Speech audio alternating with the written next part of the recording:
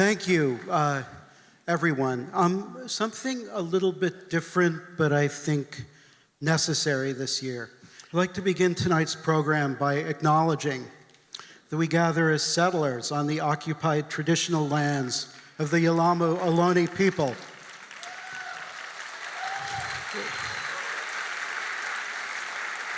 Including the villages known as Petlanuk, Sitlantak, Chuchui, Amuktak, Tubsinte, and Oporomo, whose sites are within the boundaries of today's city of San Francisco. While tonight we'll see images of many landscapes and human works that are no longer with us, the Ohlone people are not lost. They are still present on this great peninsula, and we live among them today.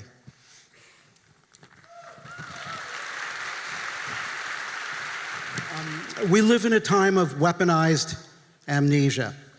But as we look to history and memory as resistance to willful forgetting, let's not take refuge in an unrestorable past. The spirits of tonight's event may be about the past, but our mandate is to think about the future and about what kind of San Francisco we'd like to live in. So finally, I think as you know, you are the soundtrack. Your responsibility is to make this into a unique and irreproducible show and put your stamp on it. I'm going to give you some background. There's a lot of very interesting things for me to say about the film clips, but you have the floor. Please raise your voices and make this screening your own.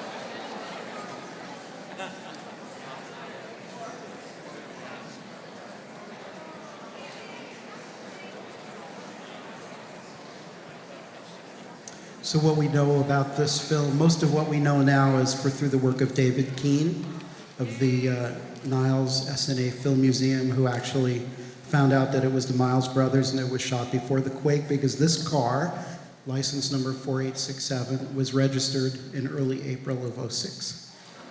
Before then, it was thought this film was made in '05.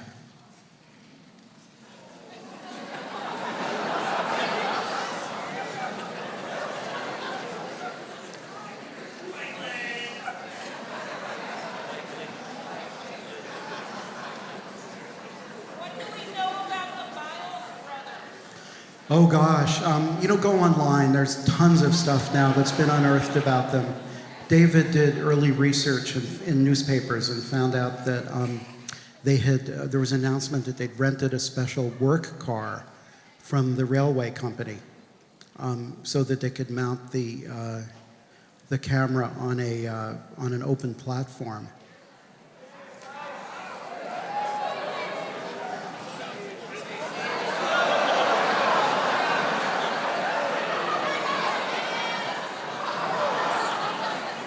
You notice that car comes up again and again. This is the Miles brothers adding a little drama. Seriously.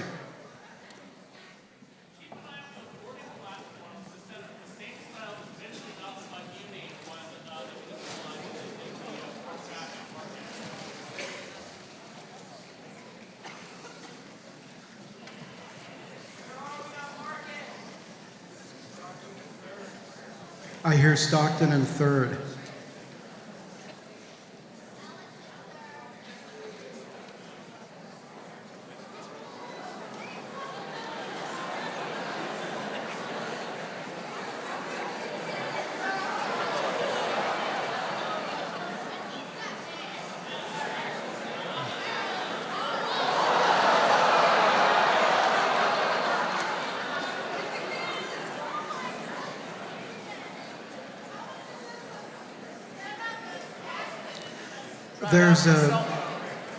This morning, Rick Laubscher of the Market Street Railway suggested in an email that all of the streetcars you see coming in the other direction, the cable cars, that's much more than they ever put in service. And he thinks that the railroad company did this to show off. So this is a new working hypothesis.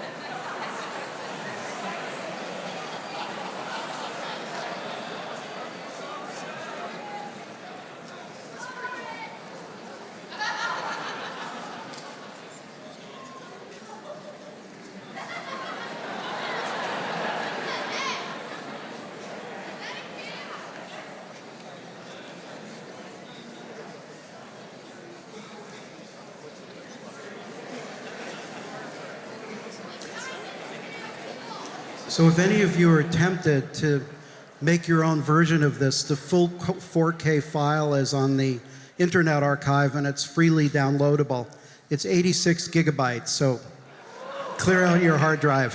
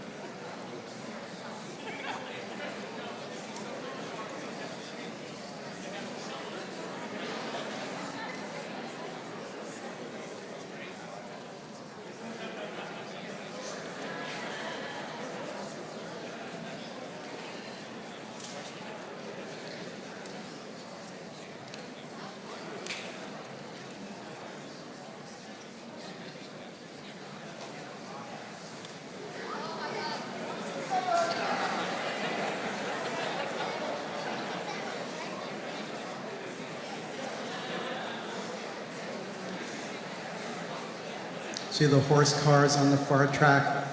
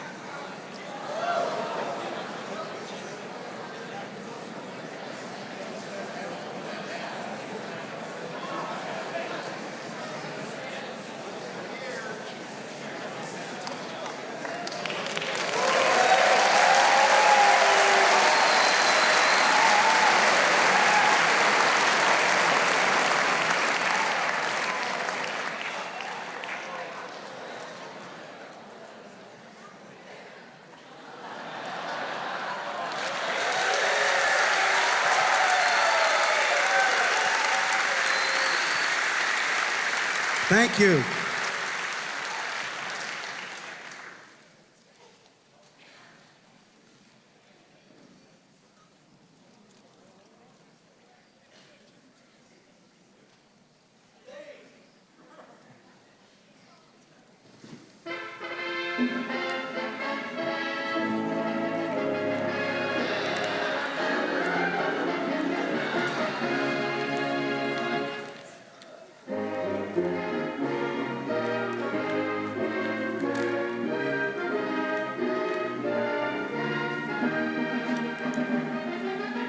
On the top floor of one of San Francisco's most beautiful buildings, with a commanding view of the city of Seven Hills, is one of the most fabulous organizations in the West. Through these portals pass, well, come on, let's do it. It's early in the morning. These people believe in that old slogan, early to bed and early to rise, and take the suckers who advertise.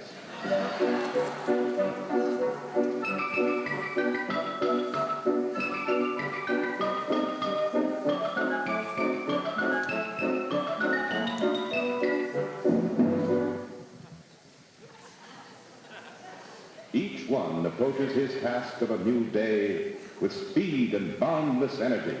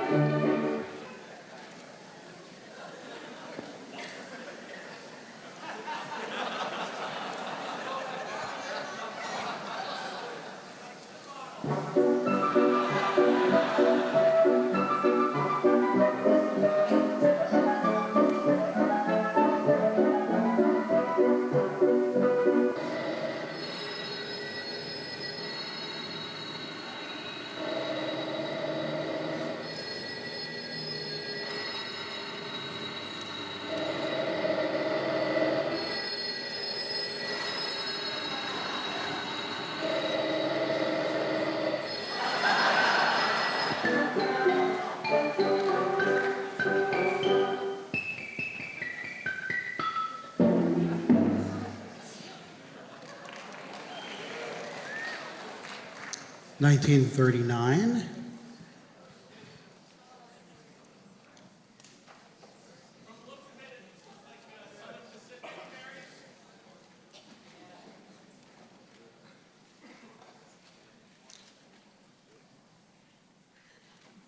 And this is the construction of the Bay Bridge through the courtesy of Don Levison, who I believe is with us tonight.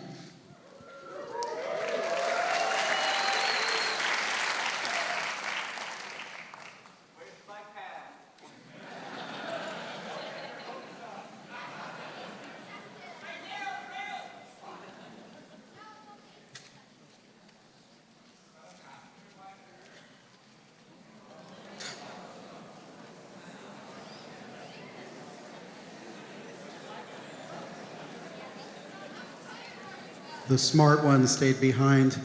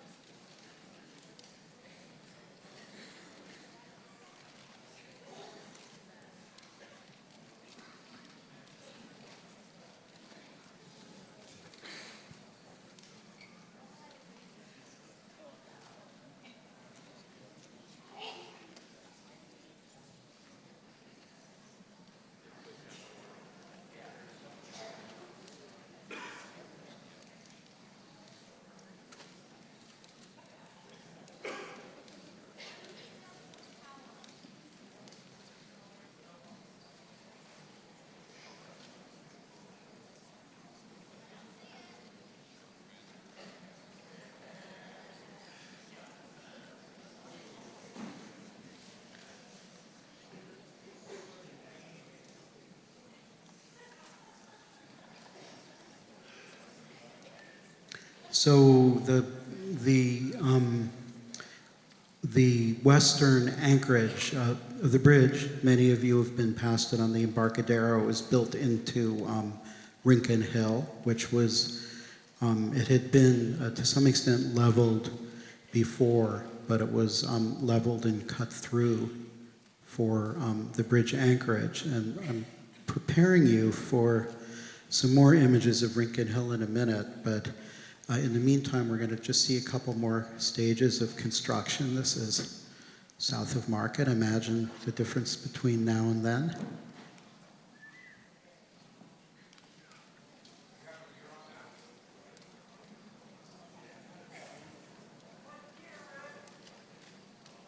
This is probably about 1936, just before I guess a year before the bridge opened. No, the year the bridge opened, but early in the year.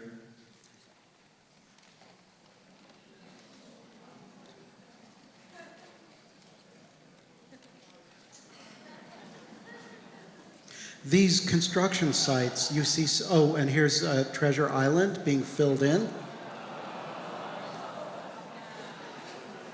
This is what we have to be afraid of.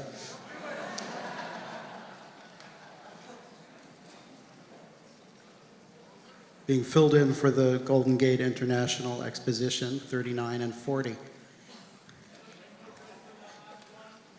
And the Key System Mole, where the trains went to the East Bay.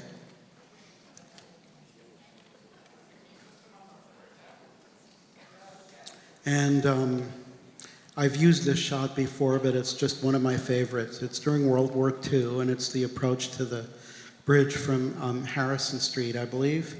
And if you notice, there's this great sign, no photographs from the bridge. Well, of course, they're transgressing and taking pictures of the military secrets. So this is the Eora family through the courtesy of Leslie Eora. The Eora family lived on Rincon Hill, and they're outside the Canal Exposition Ravioli Company, and I think their laundry. Is this their laundry?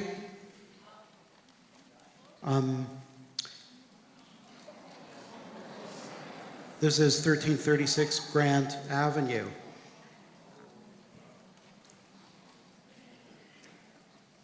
And this is from 1928. Now, the Eora family lived on Rincon Hill, and I want you to take a close look when we shift locations, because they're living on the equivalent of 2nd or 3rd Street. This is still Grant, and it's semi-rural up there. somewhere around maybe 3rd and Harris and 3rd and Bryant today.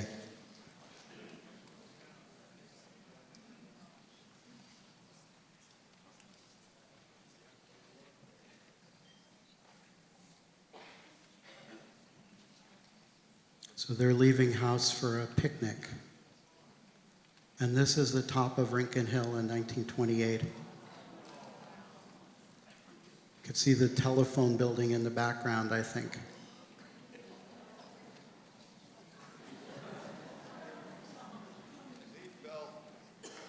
And in Golden Gate Park.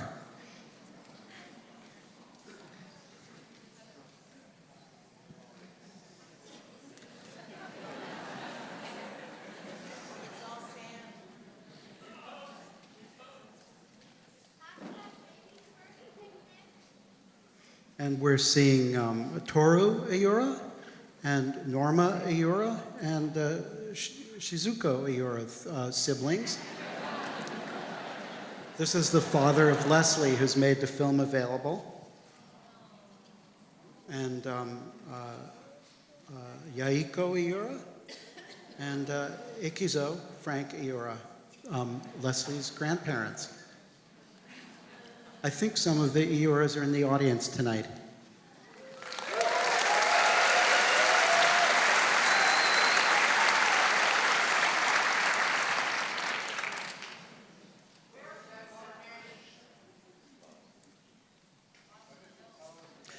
This is in the background. I think you see is at the Stecker, the Schmidt Lithography Tower near the bridge, near Bryant and something or other.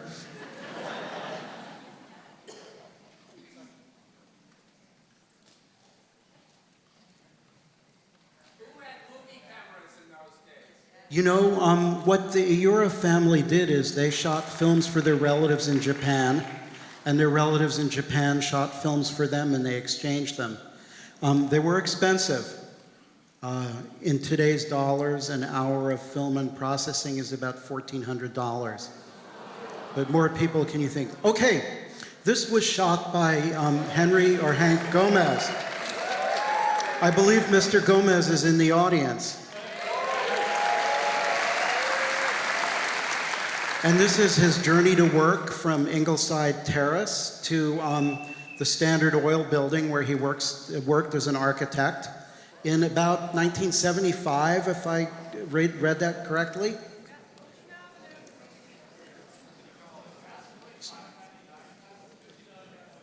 So I think there's 11 members of the Gomez family here tonight.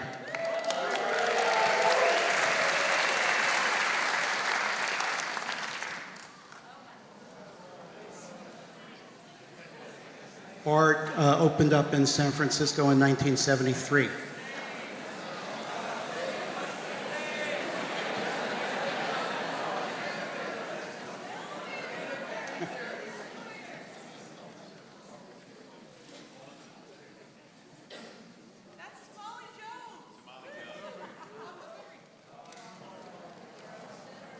The almost spanking new Embarcadero Center.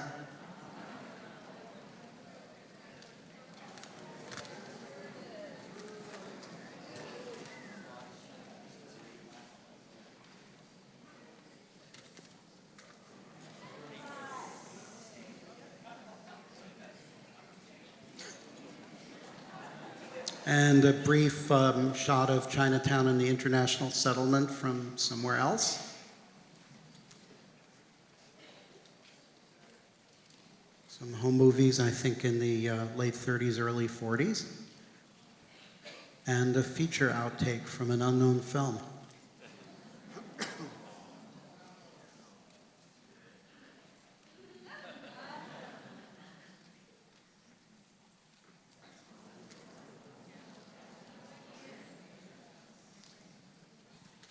I think it's 30s.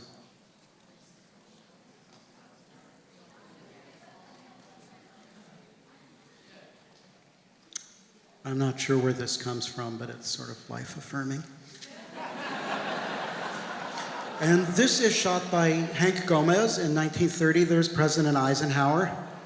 And you're going to see ticker tape parades and campaign publicity for both the Nixon and the Kennedy campaigns in 1960.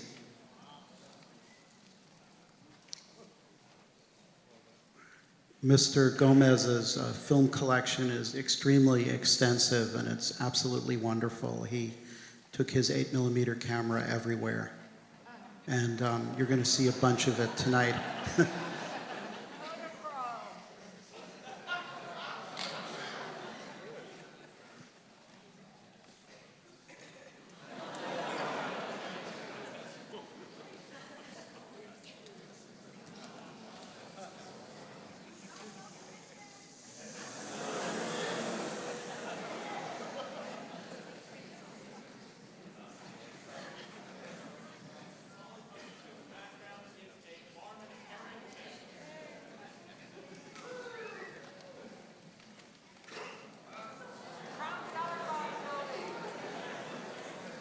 Yes, the new Crown Zellerbach building.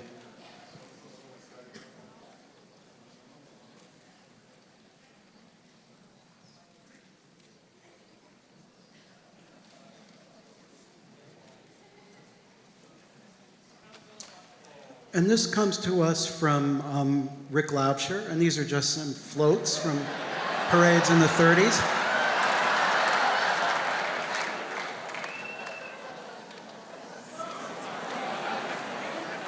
This is almost as good as Pride today.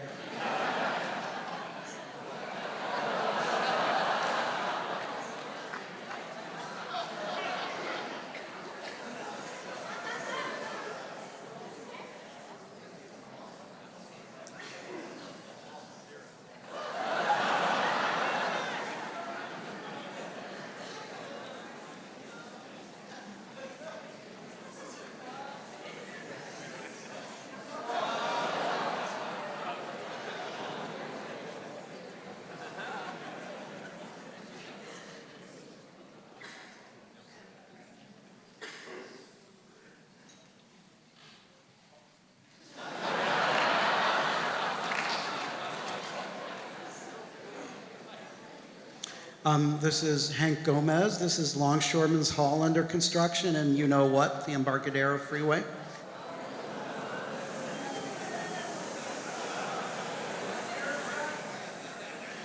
Gosh, what do you think? 58, 57, and here, by request, is an old favorite. Hang on.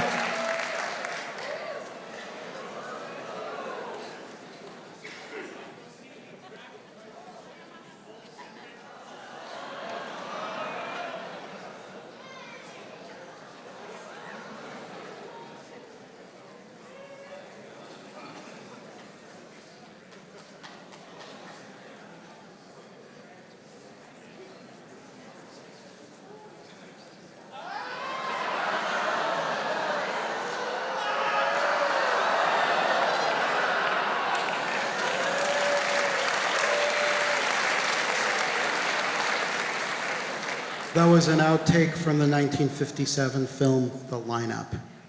A very rare Interstate 480 sign for the Embarcadero Freeway.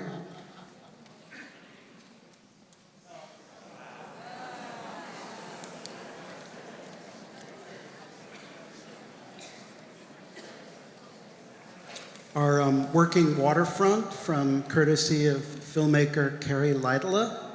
That's Tor from the Norwegian ship, Torshall.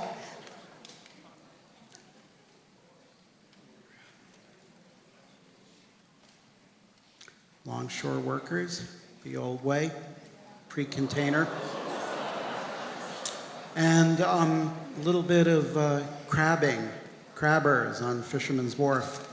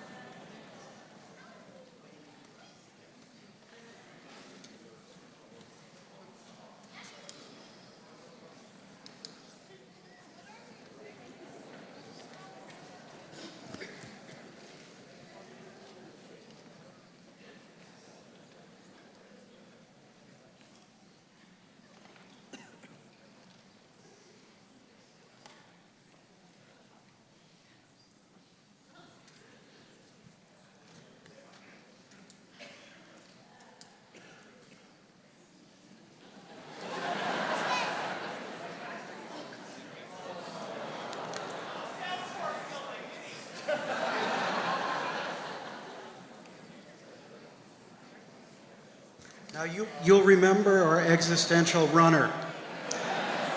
I've been showing him every year because seems without reason. And some of you will remember that last year I found a little bit more footage that helps explain, sort of, what's going on. So since this is kind of tough to follow, we're going to look at it again. We begin here on Grant Avenue, and if you look hard, he's somewhere in here. But I know this segues right into this.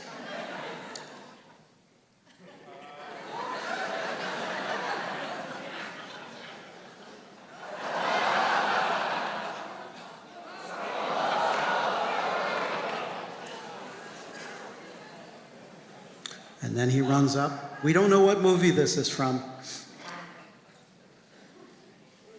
but it's outtakes for a reason.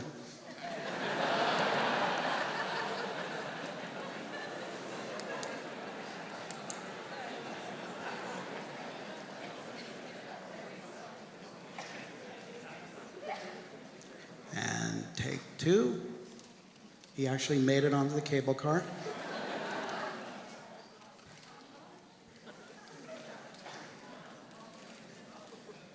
Take 2 or 3.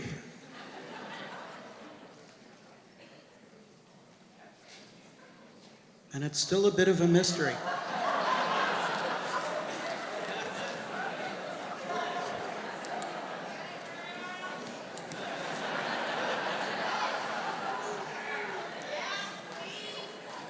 Now, what we're seeing now is footage shot by Oswald Sykes in 1970. Mr. Sykes was attending the National Rehabilitation Association conference at the Fairmount. Mr. Sykes was instrumental in organizing the National Association of Non-White Rehabilitation Workers to face down the racism in the NRA. This is Earl Caldwell. Earl Caldwell was West Coast correspondent for the New York Times. Mr. Caldwell documented the Black Power movement and the Black Panther Party from inside. He was the only reporter present when Dr. King was assassinated. We'll see him again shortly. He covered the Angela Davis trial. Here he is talking to people in the National Non-White Rehabilitation Association. The FBI tried to get him to inform. He refused, and ultimately the Supreme Court ruled against him. This footage, Mr. Oswald Sykes and his spouse Marion and daughter Kim are in the audience tonight.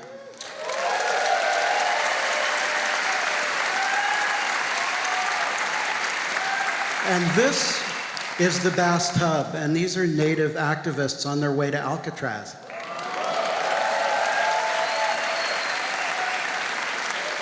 Earl Caldwell embedded himself in Alcatraz, and so he would have known these people.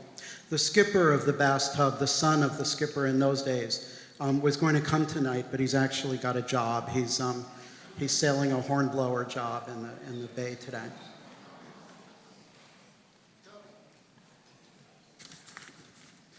These films come to us through Mr. and Mrs. Sykes' daughter, Kim, who we're greatly indebted to. She's here tonight.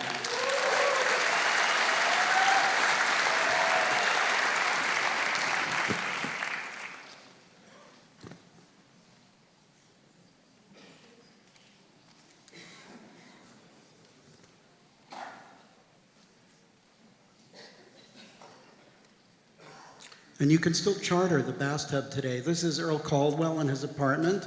He's drinking Coors. And some shots from his apartment on Upper Fillmore.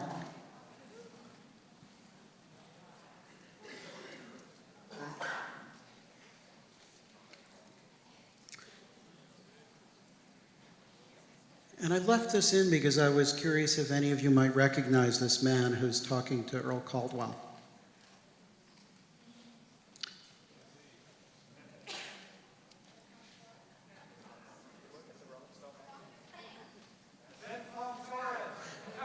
Well, I thought that too. I'm not sure. This is newly scanned material of the Fillmore Street counterbalance cable car between Greene and Broadway, 1939 to 1940. It was so steep that a complex arrangement was devised where the car going down helps to pull the car going up. And there's a little bit of electrical assist as well. So this is a cable car with an electric motor at the same time. This is what the 22 used to look like.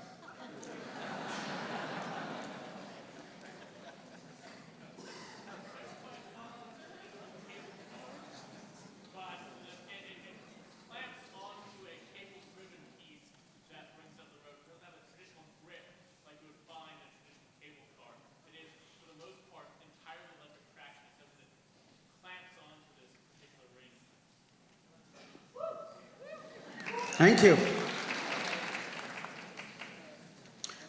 Don Van Creveld, who I think is with us tonight, donated some beautiful footage of San Francisco in 1928. This is the new marina.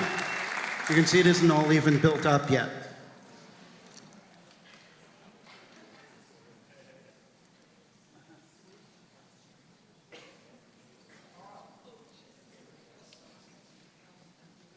And thanks again to Hank Gomez, the San Francisco Arts Festival of 1957 in Washington Square. This is highly selective. He shot about half an hour of it. But there's just a few things that are especially cool today, like the van, the other van, some of the constructivists, and a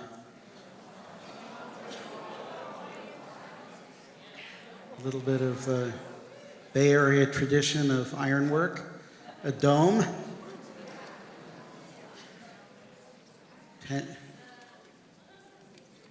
making peace with modernism. The Industrial Designer Expo, this was the wooden dome.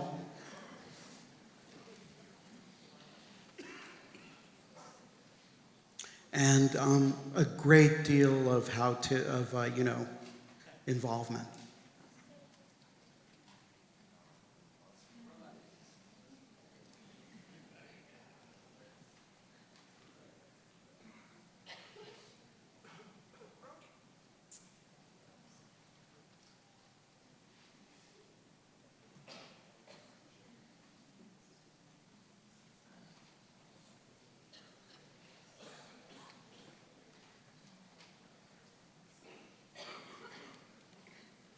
Are these Gomez kids? Yeah.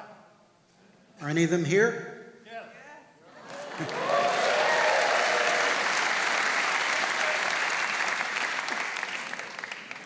I think I just met you, right? I was two.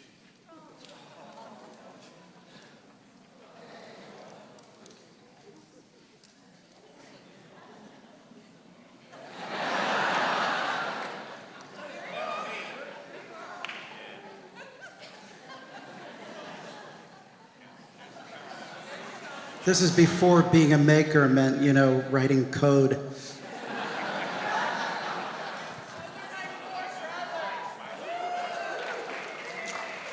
Okay, here's some students, science and AV students in the San Francisco School District, and this comes to us from Dawn Levison, whose spouse Linda Levison is Norman Rosenberg's daughter. And this is part of the King Norman film collection. Do any of you remember King Norman toy stores? So here's the AV squad.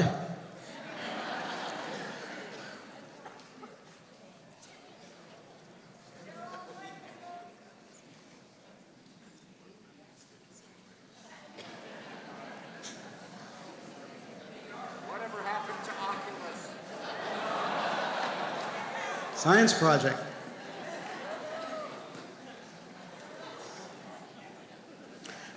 King Norman's TV show is on KGO between 54 and 61. And look what these kids built. Plug it in.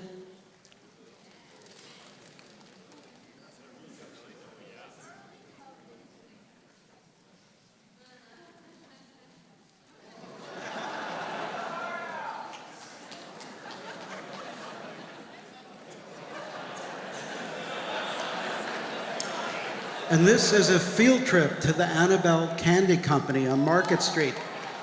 Until 65, makers of Rocky Road, which is what they're making now, Look bars and Big Hunk bars. And I want you to watch the kids carefully.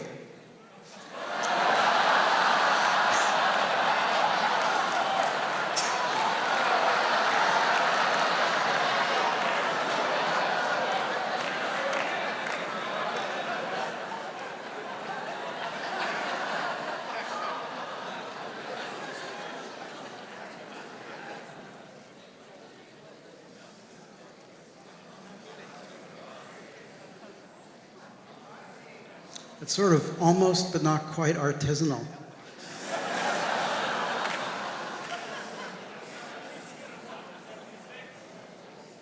This company is now in Hayward. It's still in business. I don't think they know I'm showing this.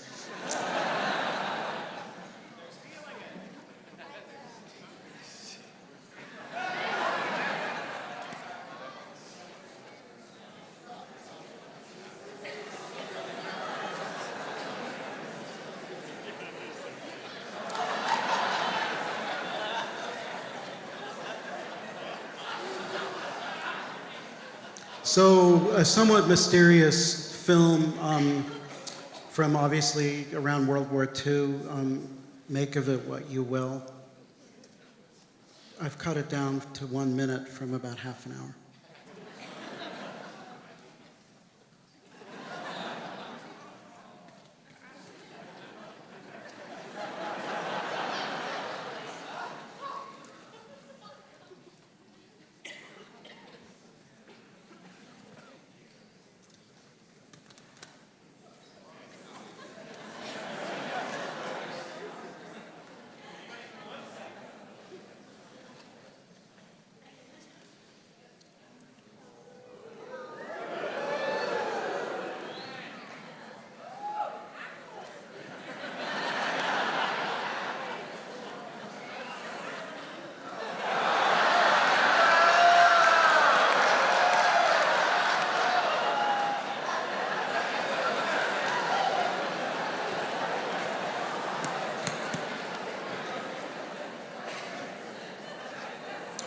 And now, this film was recently donated to us by the Century Club of California. I need to thank Andrea Thurber for this. This is a film produced by Mrs. S.B. Buckner and members of the Century Club, and the birders are Mesdames Hofeld, Schumann, Torney, and Brigham, and they're spoofing bird watching.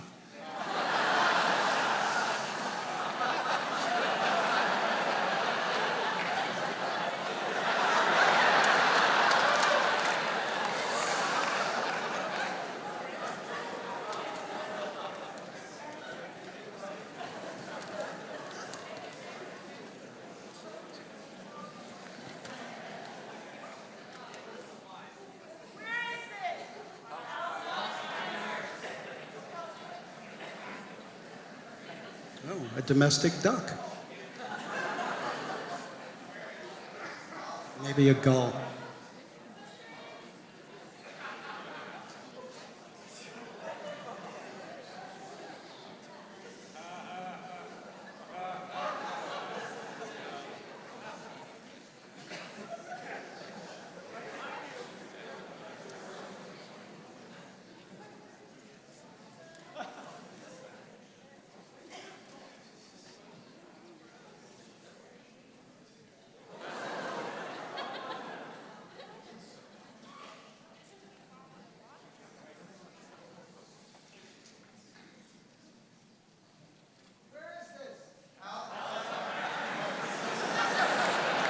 So you can see they're all adding to their life lists now.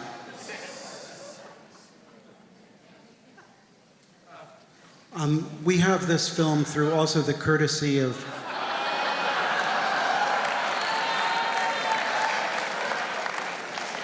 thanks to Buck and Jen from Movet Film Transfer, which is a great place to send your home movies. This is a film shot by Gary Meyer. Gary, are you here tonight? Maybe tomorrow. It's The Human Being on January 14, 1967. Between 20 and 30,000 people were there. Nobody seemed to be able to get a straight count. And I think the sort of intoxication of the camera work gives a sense of the mood.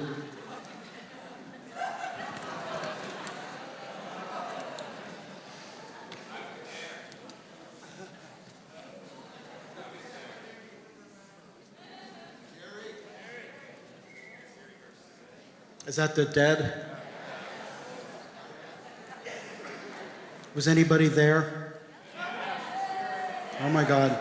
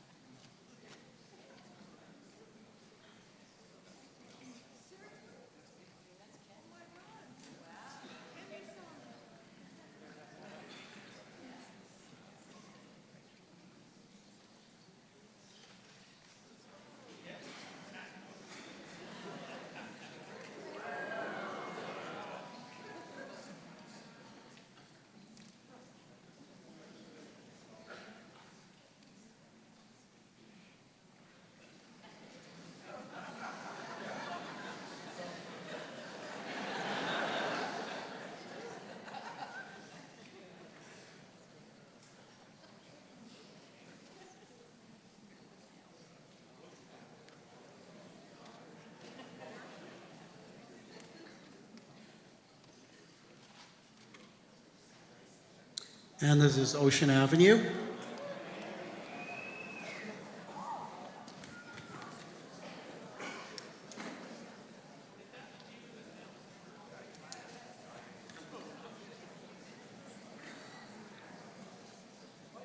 And shot by Hank Gomez, the Visitation Nursery School Parade. I think late 50s. Would you agree with me?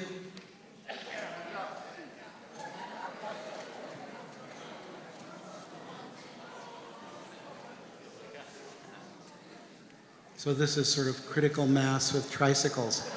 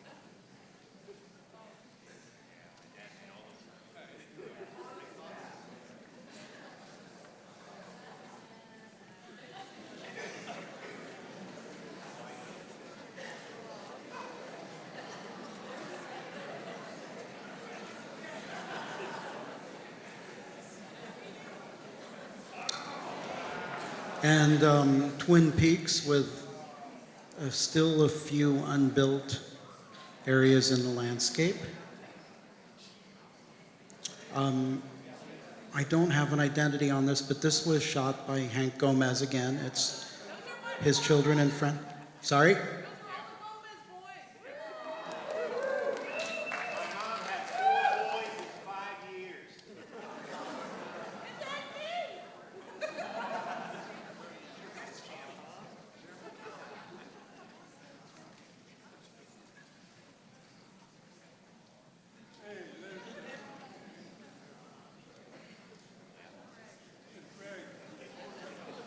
I've, so this is the Sunset District in 1920. I've restored this footage. This turned up in a basement on 23rd Avenue. And I've rescanned the nitrate in 4K. Some of you have seen poor quality before, but you can see the sunset was not built up.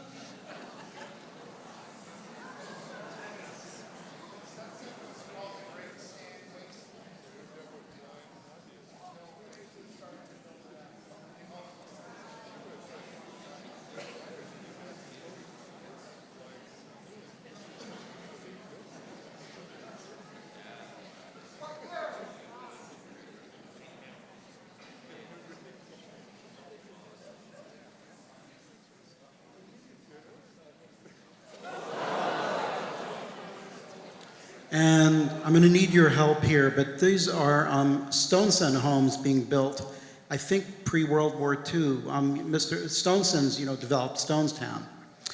And I'm not exactly sure where this is. I'm thinking maybe the lakeside area. Any Western Neighborhoods authorities here tonight?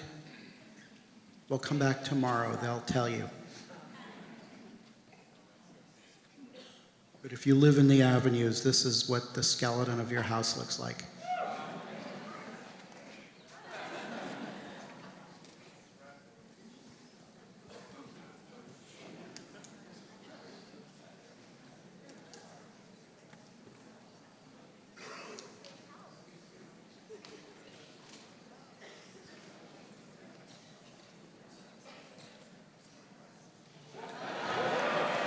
So, I hope that the Gomez family will help me out, but here's a trip to Kaiser Hospital.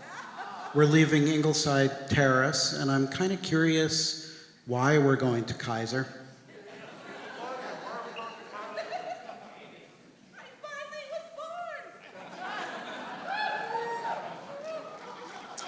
But watch closely, because there's something really funny in just a moment. The place where men waited while their female partners were giving birth was the airport.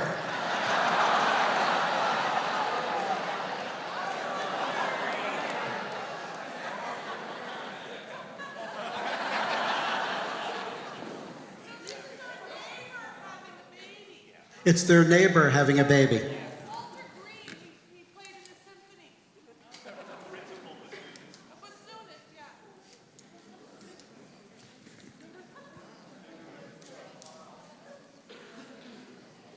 And thanks to the San Francisco Public Library, this is a film made by the city for some study purpose. Let's take a quick trip down Geary and back.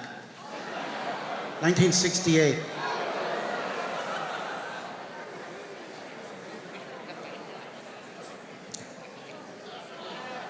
This is what the new bus rapid transit will offer.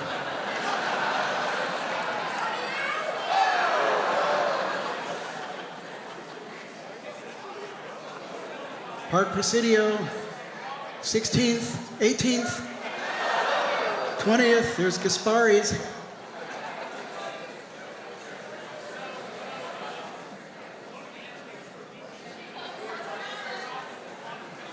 Pacific Cafe.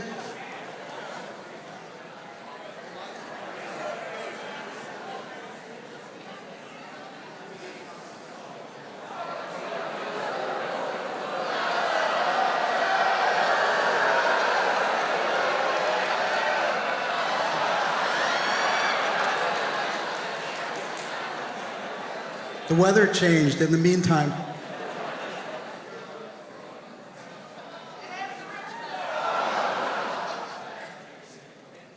What's the frames per second?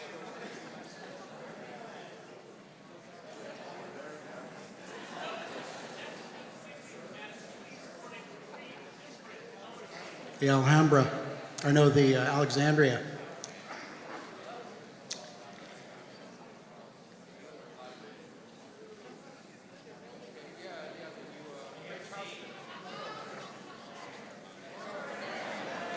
Coronet.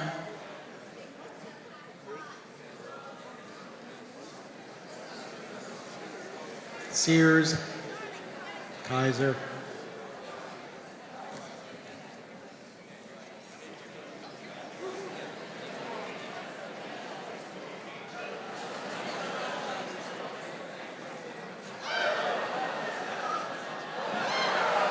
And the Central Freeway, now gone.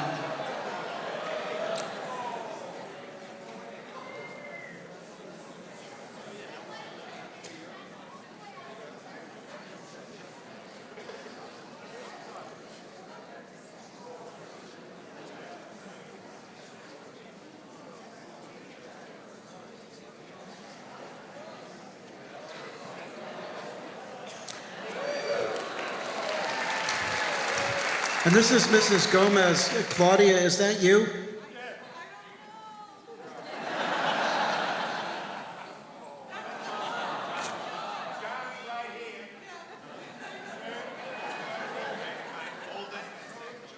This is in Ingleside Terrace.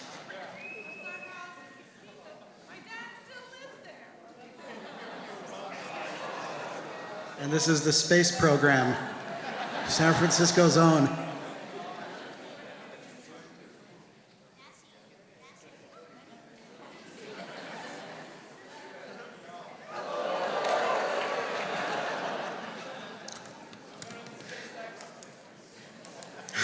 And a little piece from David Gallagher, which probably comes from a collection shot by the Fuchs or the Feach family.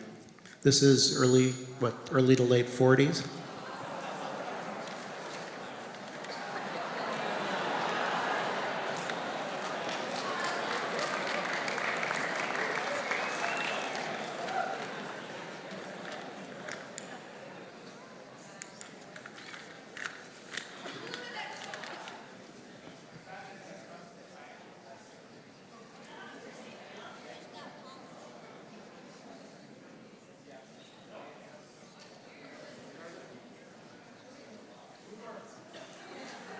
Right.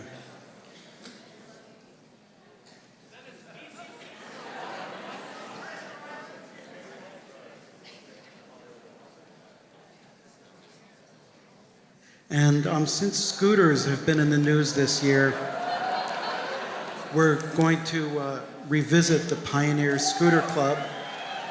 This is a Lynn Wall Vespa out on Geary and Parker.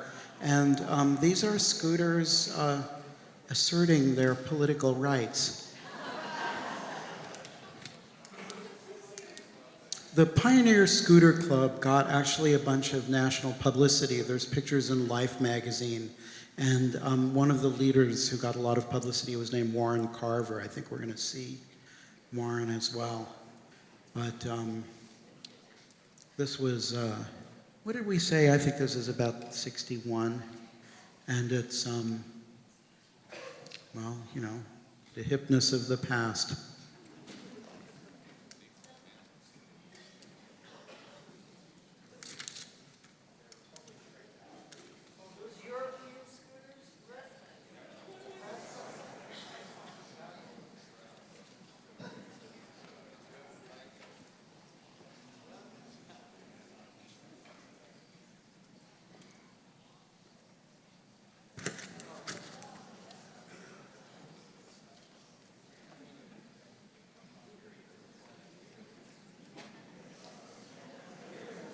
And off they go.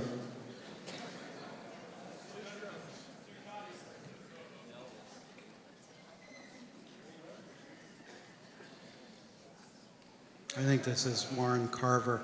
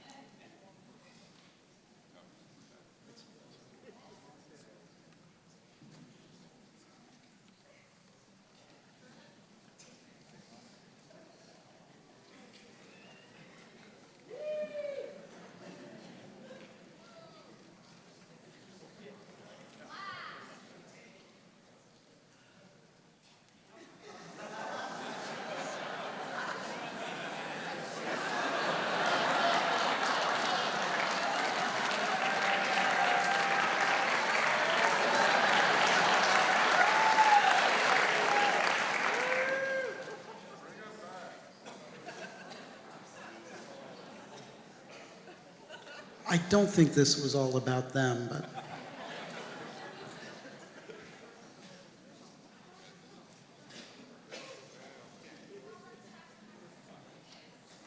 And this was shot by Oswald Sykes in 1970 on his visit to San Francisco. I think he was impressed by the footwork, and you will be as well.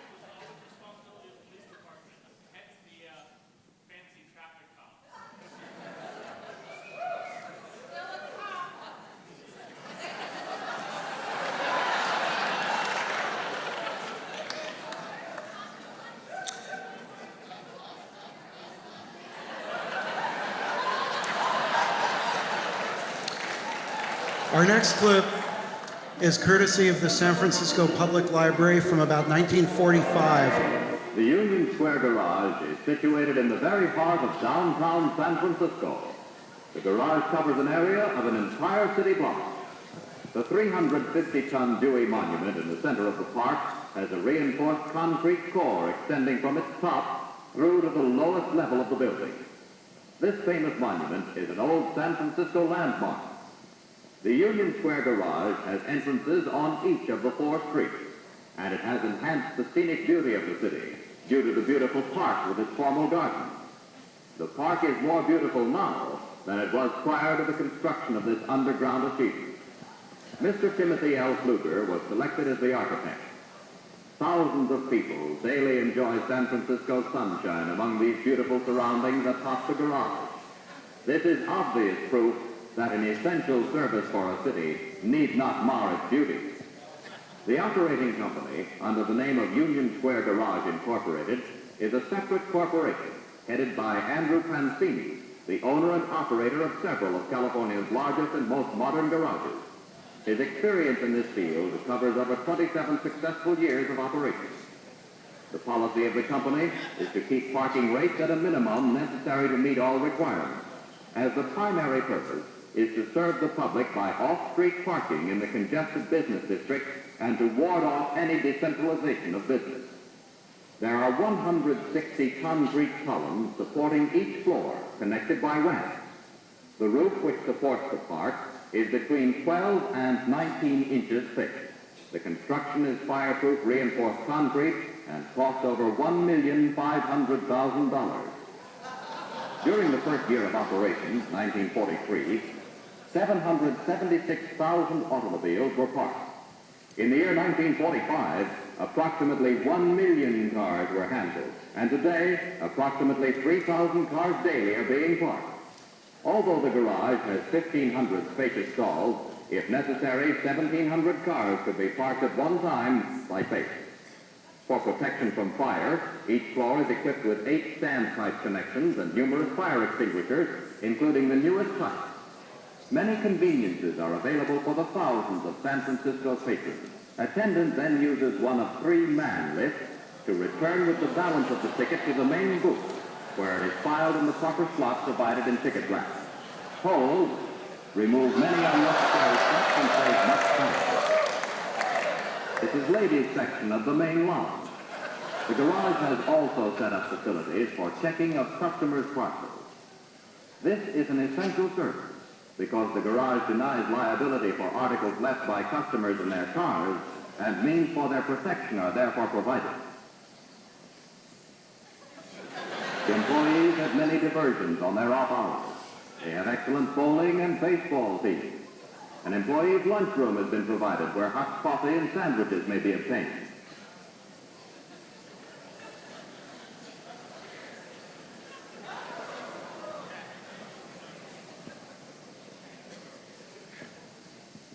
As an added feature, daily broadcasts over one of the major networks emanate from the waiting lobby on the main floor.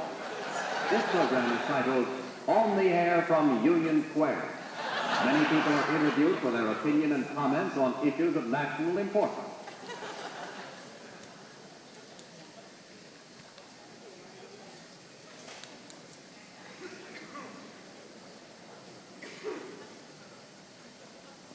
This lovely lady thought she might find out just how long she would have to wait for nylon. I wonder what the announcer Bob Gerner had to say to that one. San Francisco is proud of the job that has been accomplished in removing cars from the streets of the downtown district, and for the service rendered to hotels, clubs, theaters, restaurants, retail stores, and hundreds of professional men in this convenient location, so that their patrons may drive in comfort to these places of business. This is a view of one of the outgoing lanes. It seems as though everyone wants to get home at the same time. Due to the many years of Mr. Pancini's experience, and since the start of operations of the Union Square Garage, many faults have been overcome necessary for smooth operation. Union Square Garage of San Francisco is the only underground garage of its type in the world. It is successful proof that a garage may combine beauty along with an essential service. It is the first in a series of similar projects that are bound to develop throughout all major cities of the world.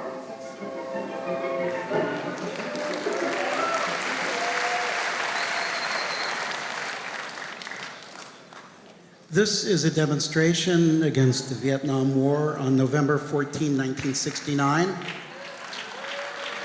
And although I didn't get this from him, I believe this was shot by Richard Dillman, who lives, I believe, in Marin. Some of you may know him.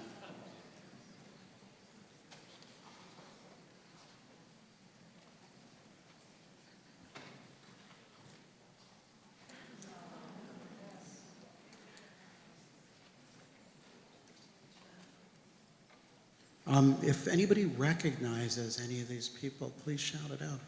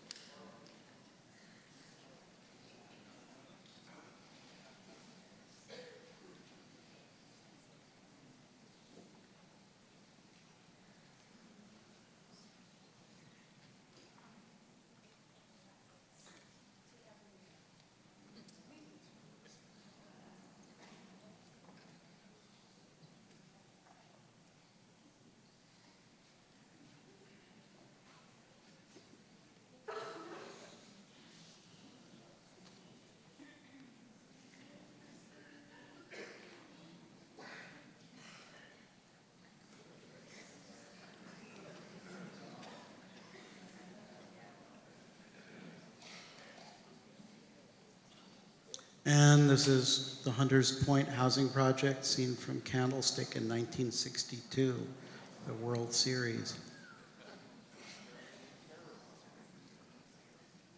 And from Don Van Creveld, the spanking new Palace of Fine Arts. This is 1928. What's kind of interesting about it is that the golf course in Lincoln Park, you see the dunes are still showing through. I mean, that isn't a sand trap. Well, it's a literal sand trap.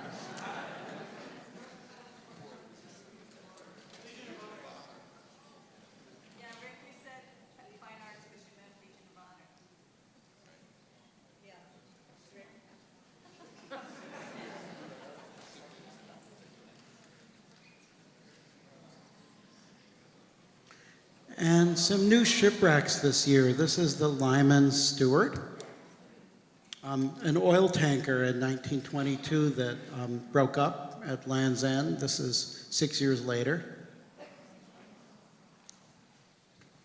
And then the Coos Bay, which was bound from San Francisco to Coos Bay, actually counterintuitively with a load of lumber, and hit a rock and ran aground in 1927.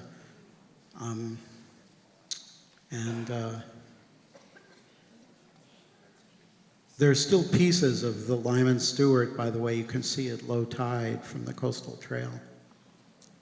But we usually see the Ohioan and the Frank K. Buck. I'd never seen the Coos Bay before.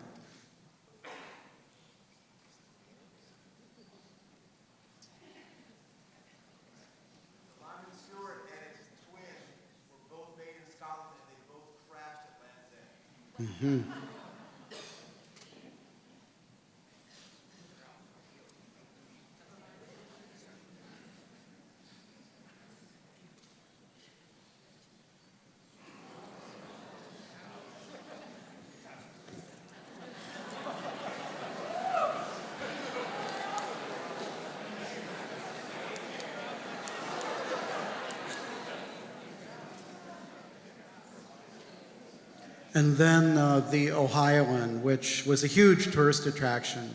There were special streetcars going out to see this. This is on October 1936. You can see the engines are still going. It had a load of trucks and washing machines and general merchandise, and was around for quite a while. Salvage efforts are in progress.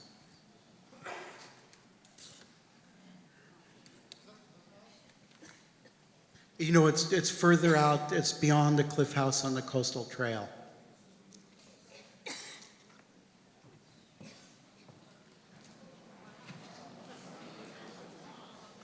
And this is probably 1928. It's the Golden Gate Swim. This is from, I think it's from Don Levison. Thank you. And haven't done much research on this yet, but apparently it was broadcast on the radio.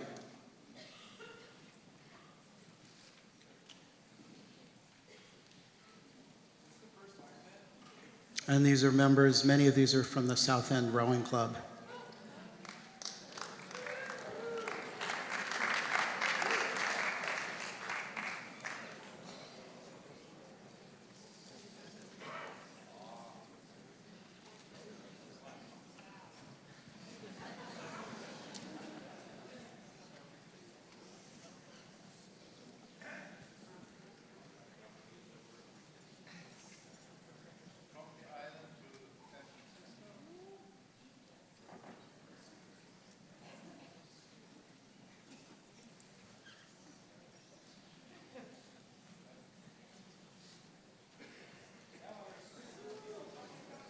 This is Chrissy Field.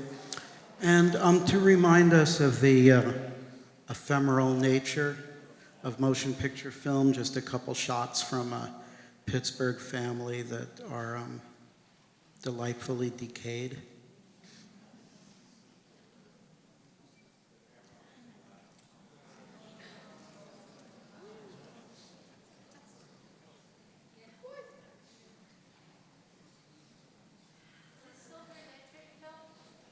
Sorry? Is this silver nitrate film? No, this is regular safety film. And from Don Levison, the construction of the Golden Gate Bridge.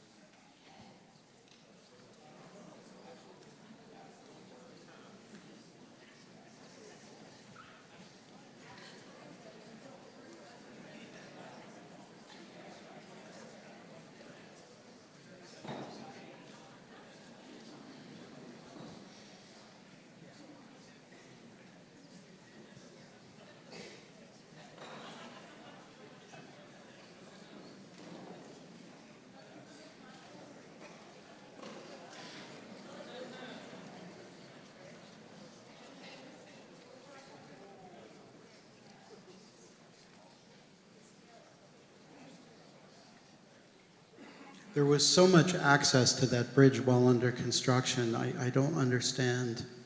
Everybody seems to have taken a walk there.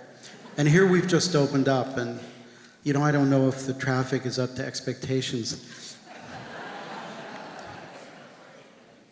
And some of the Gomez brothers.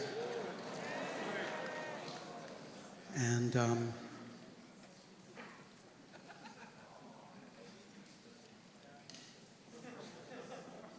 and a little bit of neon.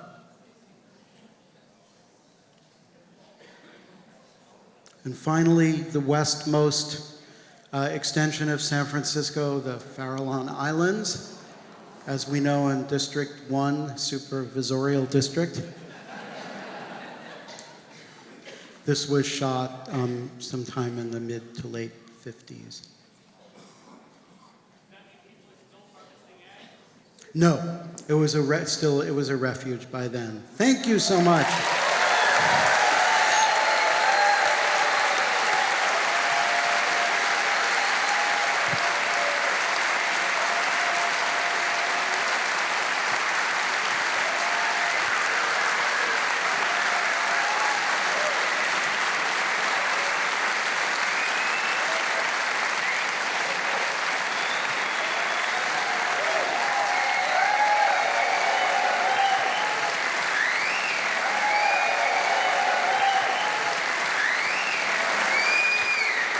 Thank you, everybody.